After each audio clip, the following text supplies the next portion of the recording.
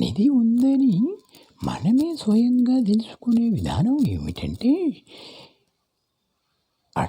అడవిలలో పొలాలలో మీరు ఎక్కడైనా గమనిస్తే ఒక జాతి చెట్టు పైన మరొక జాతి ఆ చెట్టు పైనే మొలుస్తూ ఉంటుంది.